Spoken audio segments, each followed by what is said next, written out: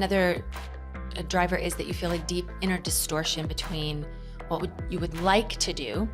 So this is your dreams or your passions or talents, and what you must do.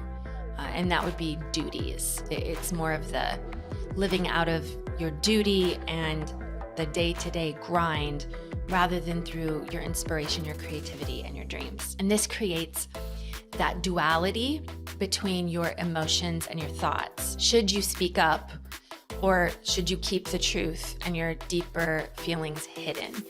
And often that is just another layer of the whole masculine feminine imbalance within your own body, often contributed to by what was modeled for you in your childhood.